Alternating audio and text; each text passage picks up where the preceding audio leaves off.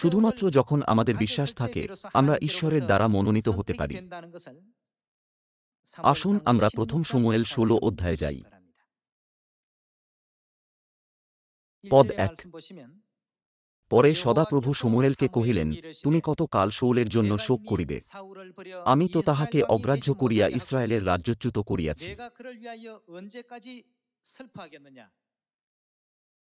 তুমি তোমার শৃঙ্গ তৈলে পূর্ণ করো, যাও, আমি তোমাকে বৈতলেহমীয় যিশের নিকটে প্রেরণ করি, কেননা তাহার পুত্রগণের মধ্যে আমি আপনার জন্য এক রাজাকে দেখিয়া রাখিয়াছি।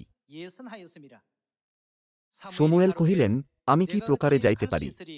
শাউল যদি এই কথা শুনে, তবে আমাকে বধ করিবে। সদাপ্রভু কহিলেন, তুমি এক গোবৎসা সঙ্গে লইয়া বলো, সদাপ্রভুর উদ্দেশ্যে যজ্ঞ করিতে আসিলাম, আর যিশকে সেই যজ্ঞে নিমন্ত্রিত করিও। এইভাবে সেই গল্প প্রকাশিত হয় যখন শমূয়েল যিশয় এবং তার সমস্ত পুত্রদের বেথলেহেম থেকে ডেকেছিলেন ঈশ্বরের দ্বারা মনোনীত ব্যক্তিকে রাজা হিসাবে অভিষেক করার জন্য। তিনি যিশয়ের সমস্ত পুত্রদের ডেকেছিলেন এটা নির্ধারণ করার জন্য যে কাকে ঈশ্বরের দ্বারা মনোনীত করা হয়েছে। পদ ৬।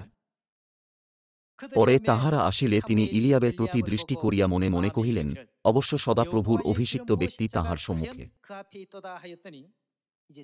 যখন শমূয়েল জ্যেষ্ঠ পুত্র ইলিয়াবকে দেখেছিলেন, তিনি চিন্তা করেছিলেন, এ নিশ্চয় সেই অভিষিক্ত ব্যক্তি। ৭ পদ। কিন্তু সদাপ্রভু শমূয়েলকে কহিলেন, তুমি উহার মুখশ্রীর বা কায়িক দীর্ঘতার প্রতি দৃষ্টি করিও না, কারণ আমি উহাকে অগ্রাহ্য করিলাম। কেননা মনুষ্য যাহা দেখে, তাহা কিছু নয়, যেহেতু মনুষ্য প্রত্যক্ষ বিষয়ের প্রতি দৃষ্টি করে, কিন্তু সদাপ্রভু অন্তঃকরণের প্রতি দৃষ্টি করেন। তিনি হৃদয়ের মধ্যে কি দেখেন? সর্বোপরি তিনি বিশ্বাস খোঁজেন। লোকেরা উচ্চতা, চেহারা বা বাহ্যিক গঠনের উপর ভিত্তি করে বিচার করতে পারে, কিন্তু ঈশ্বর বলেছেন যে এই জিনিসগুলি তাঁর নির্বাচনের মানদণ্ড নয়, তিনি হৃদয়ের দিকে দেখেন। ঈশ্বর একজন ব্যক্তির হৃদয়ে তাঁর প্রতি পরিচালিত বিশ্বাস দেখেন। আসুন ৮ পদে যাই। পরে যিশয় অবিনাদবকে ডাকিয়া শমূয়েলের সম্মুখ দিয়া গমন করাইলেন। শমূয়েল কহিলেন, সদাপ্রভু ইহাকেও মনোনীত করেন নাই? পরে যিশয় সম্মুখে তাঁহার সম্মুখ দিয়া গমন করাইলেন। তিনি কহিলেন, সদাপ্রভু ইহাকেও মনোনীত করেন নাই। এইরূপে যিশয় আপনার ৭ পুত্রকে শমূয়েলের সম্মুখ দিয়া গমন করাইলেন। পরে শমূয়েল যিশয়কে কহিলেন, সদাপ্রভু ইহাদিগকে মনোনীত করেন নাই। পরে শমূয়েল যিশয়কে কহিলেন, এ কি তোমার সমস্ত সন্তান? তিনি কহিলেন, কেবল কনিষ্ঠ অবশিষ্ট আছে, দেখুন, সে মেষ চড়াইতেছে। তখন শমূয়েল যিশয়কে কহিলেন, লোক পাঠাইয়া তাহাকে আনাও, সে না আসিলে আমরা ভোজনে বসিব না। পরে তিনি লোক পাঠাইয়া তাহাকে আনাইলেন। তিনি ঈষৎ রক্তবর্ণ, সুনয়ন ও দেখিতে সুন্দর ছিলেন। তখন সদাপ্রভু কহিলেন, উঠো, ইহাকে অভিষেক করো, কেননা এ সেই ব্যক্তি।